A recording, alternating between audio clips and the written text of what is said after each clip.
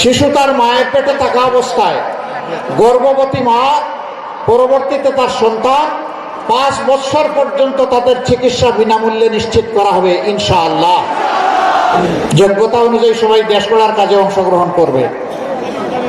দেশ সরকার দেখবে না তিনি কোন দলের কিংবা কোন ধর্মের, দেখবে তিনি যোগ্য কিনা আর তার মাঝে দেশপ্রেম আছে কিনা। এনাফ এনাফ ইজ এনাফ, আর কিচ্ছু লাগে না। তিনি কাজ পাবেন, তিনি সম্মানের সাথে জীবনযাপন করবেন। সরকারি কর্মচারী তাদেরকে বিভিন্ন স্তরে যে বেতন দেওয়া হয় এইটা দিয়ে সম্মানের সাথে চলা কঠিন। এই জন্যই তারা অনেকে বাধ্য হয়ে ইলিগাল ইনকাম করেন, আর অনেকে লোভবশত নেশাবশত করেন। আমরা তাদের জন্য ইনশাল্লাহ সম্মানের বেতন স্কেল তাদের হাতে তুলে দেব ইনশাল্লাহ। তারা ইজ্জতের সাথে স্ত্রী সন্তান পুত্র মা নিয়ে বাবা নিয়ে তারা বসবাস করতে পারবেন। প্রশান্তির সাথে দেশকে জাতিকে তারা সেবা দিবেন ইনশাল্লাহ। ভয় দেখায় অনেকে, এরা ক্ষমতায় আসলে সব তোমাদের হাত কেটে ফেলবে। আরে হাত সবগুলা কেটে ফেলবে, দেশ পড়বে কে? হাত সবগুলাকে আরো শক্তিশালী করা হবে ইনশাল্লাহ। সুস্থ সবল জাতি আমরা উপহার দেওয়ার জন্য ইতিমধ্যেই ঘোষণা করেছি। শিশু তার মায়ের পেটে থাকা অবস্থায় গর্ভবতী মা পরবর্তীতে তার সন্তান 5 বছর পর্যন্ত তাদের চিকিৎসা বিনামূল্যে নিশ্চিত করা হবে ইনশাআল্লাহ। সচ্ছল কোনো পরিবার যদি না নিতে চায় তাদেরকে আমরা ধন্যবাদ দেব, নিজ খরচে যদি তারা চলতে চায়, কিন্তু এটি তাদের অধিকার। আবার দেশকে জাতিকে দিতে দিতে বয়সের শেষ প্রান্তে গিয়ে অনেকে দুঃখে দুঃখে মরে একটুখানি সুচিকিৎসার অভাবে। আমরা ঘোষণা দিয়েছি রিটায়ারমেন্ট এইজের পরে এই বয়সের যারা থাকবেন তাদের দায়িত্ব দেশ এবং রাষ্ট্র নেবে ইনশাআল্লাহ। তবে সব দায়িত্ব এই ক্ষেত্রেও যারা সচ্ছল তারা না নিলে অভিনন্দন পাবেন, আর যাদের প্রয়োজন আছে তাদের পাওনাটা নিশ্চিত করা হবে ইনশাআল্লাহ। স্বাস্থ্যসেবা থেকে শুরু করে সবকিছু। তাহলে কিভাবে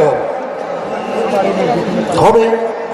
প্রত্যেক জেলায় কমপক্ষে একটা মানসম্মত সরকারি মেডিকেল কলেজ গড়ে তোলা হবে, যেখানে কমপক্ষে 500 শয্যা থাকবে, আধুনিক সকল সরঞ্জাম এবং ফ্যাসিলিটি থাকবে। এর পাশাপাশি আমাদের পরিকল্পনা রয়েছে, আল্লাহ তাআলা যদি বিইজনিল্লাহ আমাদেরকে সাহায্য করেন, তাহলে ইনশাআল্লাহ আমরা প্রত্যেকটি জেলাখণ্ডে বিশেষায়িত হাসপাতাল গড়ে তোলার চেষ্টা করব, যেখানে মানুষ ন্যায্য মূল্যে সেখান থেকে স্বাস্থ্যসেবা পাবেন মানসম্মত। রাজধানীর দিকে হন্যে হয়ে ছুটতে হবে না সেদিন। যার ছুটার সামর্থ্য নাই তাকে মরতে হবে না নিজের ঘরে। ইনশাআল্লাহ তারা মিনিমাম চিকিৎসা পাবেন, ম্যাক্সিমাম চিকিৎসাও পাবেন। এই দুইটাই আমরা নিশ্চিত করার চিন্তা করছি। আপনারা দোয়া করবেন। লাকসামের যে দাবিগুলো করা হয়েছে এটা মূলত একটা বিভা বেগম জেলার দাবি। তো অনেক দাবি আপনাদের আছে। আমরা আপনাদেরকে কথা দিচ্ছি, আমরা যখন লেখাপড়া করতাম মেডিকেল কলেজে তখন এই লাকসামের আমার 2 জন বন্ধু ছিল, জানি না এখন কোথায় আছে। এক হাকিম সাহেবের এক ছেলে ছিল, আমার অত্যন্ত প্রিয় বন্ধু, আমার রুমমেট ডাক্তার রুহুল আমিন। সে 8 দিন মেডিকেল কলেজে ছিলেন, এখন আছেন কিনা আমি জানি না। তো আমরা তাদের কাছ থেকে শুনতাম কত লাকসাম কত বাতি। এটা ছিল লাকসামের পরিচয়, কারণ লাকসাম জংশনকে কেন্দ্র করে আলো ঝলমল ছিল এই এলাকাটা। এখন সেই জংশন নিজেই অন্ধকার। দাবির মধ্যে এটা নাই, যেহেতু ওই সময় শুনেছি একটা মায়ার জায়গা এটার জন্য আছে। ইনশাআল্লাহ এই জংশনকে আধুনিক করে সবার জন্য উপযোগী এবং উপভোগ্য একটা জংশন হিসেবে আমরা গড়ে তুলব। আর বাকি দাবি তো আছে, দোয়া করবেন ন্যায্যতার ভিত্তিতে আপনাদের পাওনা যেন আপনাদের ঘরে আমরা পৌঁছে দিতে পাই। আল্লাহ যেন আমাদেরকে এই তৌফিক দান করেন।